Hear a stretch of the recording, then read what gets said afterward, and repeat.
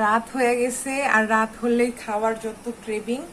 তো ফ্রিজ থেকে এই ভাজা গোস্তগুলা বের করছি। এগুলা না একটু কোয়াবের মতো করে ভেজে রাখছিলাম, কোয়াব যেমন করে বানায় আর কি। তো এটাকে ভেজে খাবো, তার জন্য এই জায়গায় ফ্রিজ থেকে একদম বরফ হয়ে আছে এগুলো বের করে রাখছি। আর আমি একটা সস বানাই নেব, আমার একটা প্রিয় সস, সেটা হচ্ছে ধনেপাতার সস। তো এগুলো সুন্দর করে কেটে নিচ্ছি।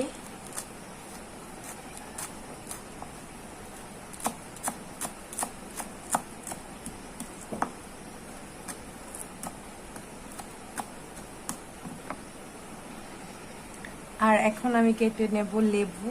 তো লেবুর রস নিব, আর 2টা মরিচ নিছি, আর 2 কোয়া রসুন নেব। এগুলাকে সুন্দর করে কেটে নেব,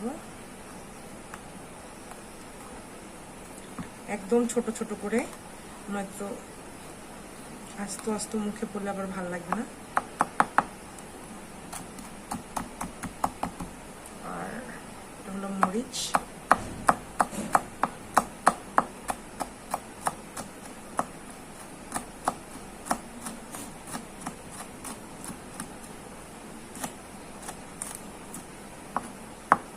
তো এইভাবে এগুলোও কেটে নিচ্ছি, সবগুলো অনেক সুন্দর করে ছোট ছোট করে কেটে নিচ্ছি। এখন হলো লেবুটা কাটবো।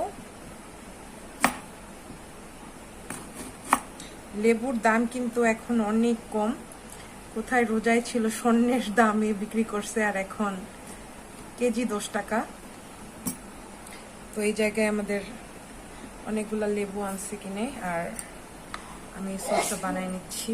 দেখেন, সাথে বিট লবণ দিব, সাথে চিনিও অল্প পরিমাণে ইউজ করতে পারেন, বাট আমি অনেক বেশি টক পছন্দ করি, তার জন্য শুধু লেবু দিয়ে আর বিট লবণ দিয়ে বানাবো, আর কিছু দেব না।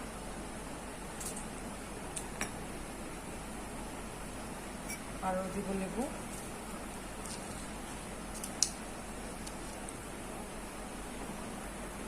এটা হলো সাওয়ারি কোরিয়ান্ডার সস, আর আমার এই সসটা বানানো শেষ। এখন এগুলা একটু বরফ ছাড়লে ভেজে পরে আপনাদেরকে দেখাচ্ছি, আর এটা খেতে অনেক মজা।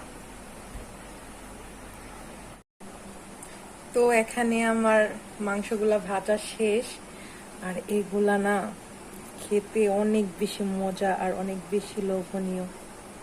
এটা কেটে দেখাই, অনেক গরম তো তার জন্য। কত বেশি নরম, আর ভিতরটা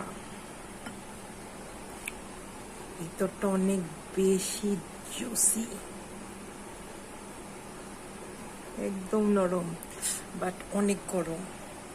আর এইটা দিয়ে খাওয়া হবে, গরম অনেক।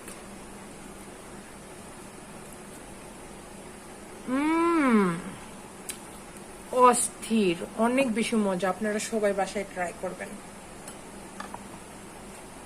এটা কিন্তু মাংস যে ভেজে বানাইছি কোয়াবের মতো, এটা কিন্তু আবার বিফ স্টিক বা ওই টাইপের ভাজা না। অনেক মজা, বাসায় অবশ্যই ট্রাই করবেন।